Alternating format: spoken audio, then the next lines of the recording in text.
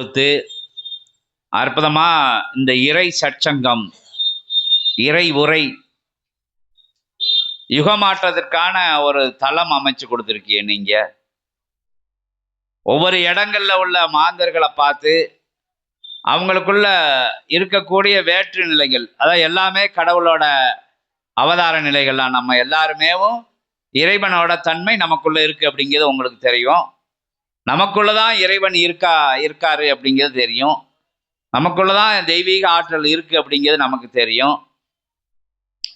அந்த இறை நிலையை உணர வைக்காம நம்ம பஞ்ச இந்திரியங்கள் பூலோகத்துக்கு செய்ய சொல்லி கொடுத்த விஷயங்கள் எல்லாம் பஞ்ச இந்திரியங்களா கருதப்படுது.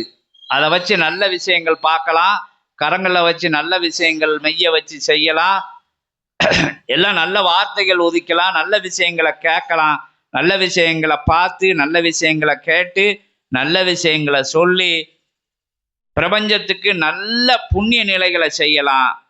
அந்த நிலைகளை எல்லாம் நம்ம மாற்று சக்திகளுக்கு உபயோகப்படுத்தும் போது, ஏன்னா அது நம்ம இறைத்தன்மையில இருந்து மாறி விடுதோம். எனக்கு மட்டும்தான் அப்படின்னு நிலையை கொடுக்கும்போது, என்னுடைய முன்னேற்ற நிலைகளுக்கு மட்டும்தான் என்னுடைய இந்திரிய நிலைகள், என் கவனங்கள் எல்லாம் இருக்கணும். எங்க யுகத்துல எப்படி என்ன நடந்தா எனக்கு என்ன, பக்கத்து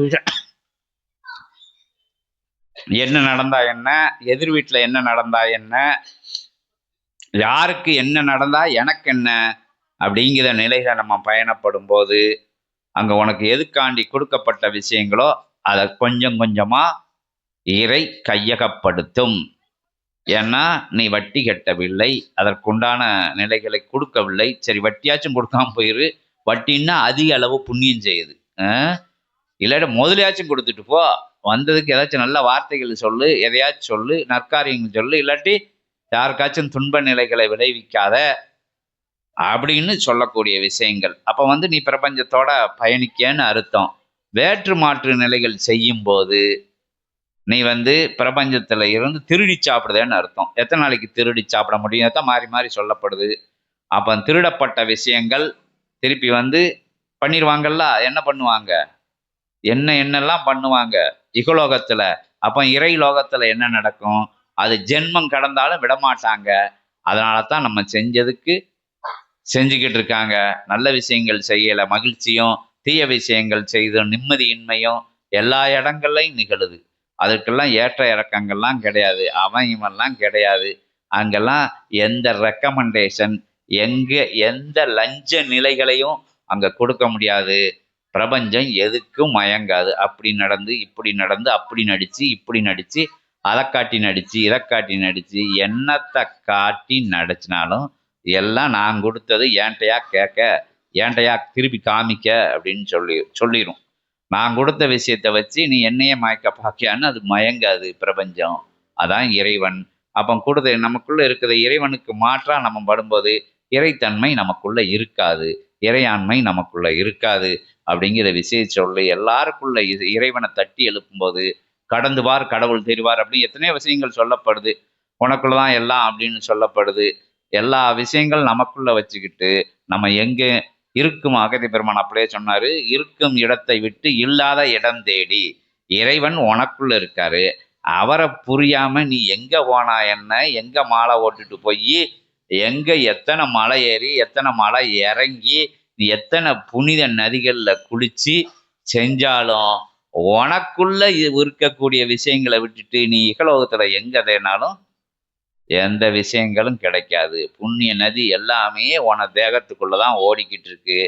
அதெல்லாம் ஒரு உபப்பொருள்கள். ருத்ராட்ச மணியில இருந்து, காவி பண்ண ஆடைகள்ல இருந்து, எல்லா இறை அடையாளங்களும் இறை கிரிகை நிலைகள் எல்லாமே உன்னைய சரிப்படுத்தணும், உனக்குள்ள மாற்றம் நிகழணும் அப்படிங்கிறதுக்காண்டிதான் செஞ்ச நிலையை தவிர உனக்குள்ள மாறாம நீ எத்தனை அபிஷேகம் பார்த்தாலும் சரி, என்ன விஷயங்களும் செஞ்சாலும் சரி, அங்கிட்ட எல்லா விஷயங்களும் வழிபாடு செஞ்சு அபிஷேகங்களை பார்த்துட்டு பட்டை போட்டு கொட்டை போட்டு நாமம் போட்டு அது போட்டு இது போட்டுட்டு வெளியே ஓன் செயலை பார்த்தேன்னா பிரபஞ்சம் அதோட செயலை பார்த்துரும்.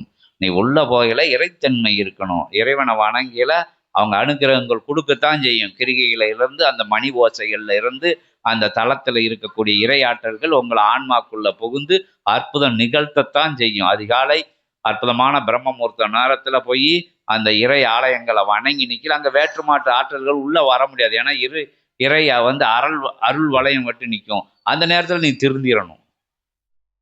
இத்தனை சொல்லுவாங்க, இத்தனை வெள்ளிக்கிழமை அங்கே சிறுசபைக்கு எதுக்கு வருது, இத்தனை சஷ்டிக்கு வா அப்படின்னா அதுக்குள்ள வந்து உனக்குள்ள இருக்கக்கூடிய உயர் ஆற்றல் இறை ஆற்றல் வெளியே வந்துடும்.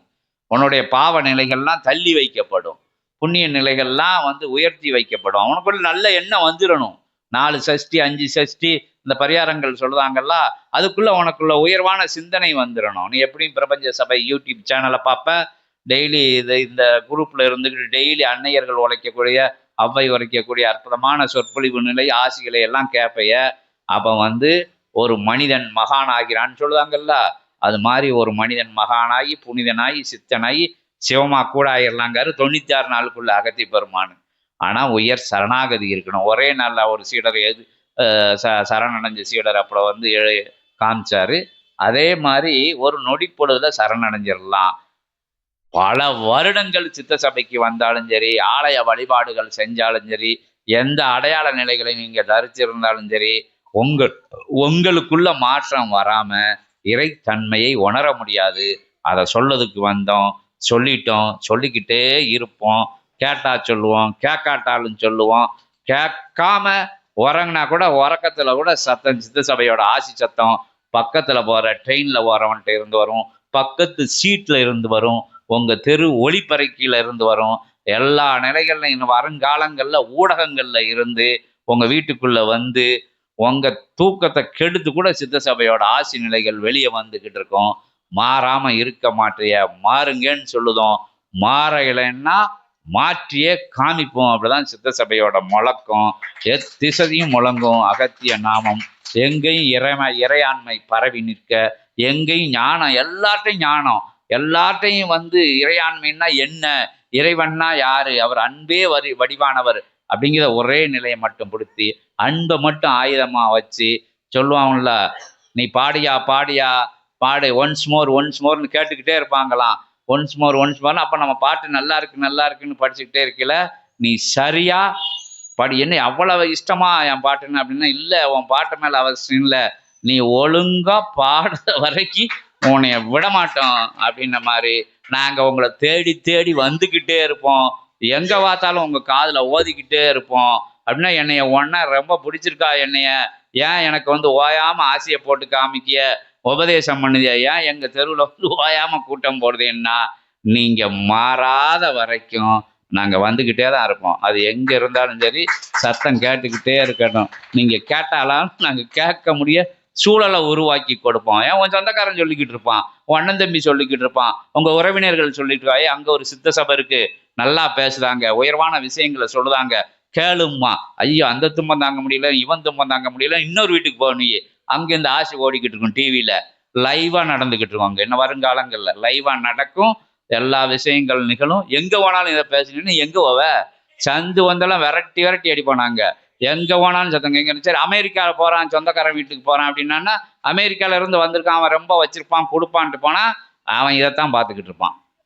இங்கே இந்தியாவில் இப்படி ஒரு இடம்ல இருக்காம்லடா, சித்தர்கள் தேவர்கள்லாம் வந்து பேசுகிறாங்க அப்படின்னா, ஆமாம் நான் பேசுனேன். அப்போ நீ என்ன தெரிஞ்சுக்கிட்ட, அவங்க ஏதோ பேசுனாங்க, ஏதோ பேசலடா, எதையோ பேசலை, அவங்க உள்ளதை சொன்னாங்க, உள்ளதை பேசிக்கிட்டு போயிருக்காங்க. நான் இருந்தால் எல்லாத்தையும் கேட்டிருப்பேன், நீ கேட்காம விட்டைய, இல்லை கேட்கலைன்னா வந்தால் உன்னை கொள்ளுவேன்னு சொல்லிட்டு போயிடுவான். ஏன்னா அவனுக்கு வர முடியாது, சித்த சபைக்கு 2 நாள் 4 நாள் லீவில் வருவான், அங்கே பார்த்து இங்கே பார்த்து ஓடி போயிடுவான்.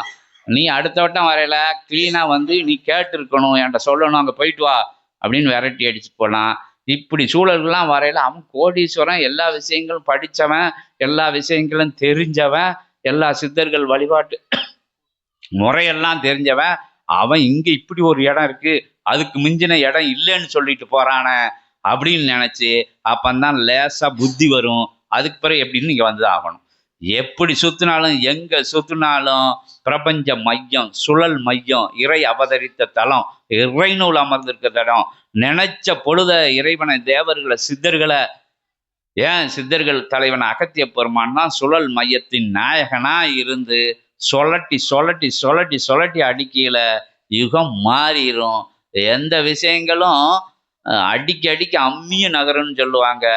எறும்பு ஊற பாறையும் தேயும்னு கல்லும் கரையும்னு சொல்லுவாங்க. கரைப்பார் கரைத்தால் கல்லும் கரையும்னு சொல்லுவாங்க. இங்க கரைக்கிறவர் தான் வந்து உட்கார்ந்துருக்காரு.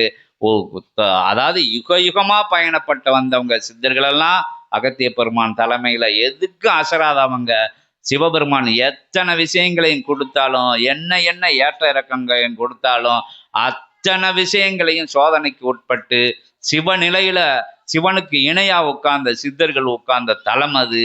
அவரோட படை வீரர்கள் உட்கார்ந்த தலம் அது. அந்த இடத்த மிஞ்சின இடம் பிரபஞ்சத்துல எங்கேயும் இல்லைன்னு சிவபெருமானே சொல்லுதாரு.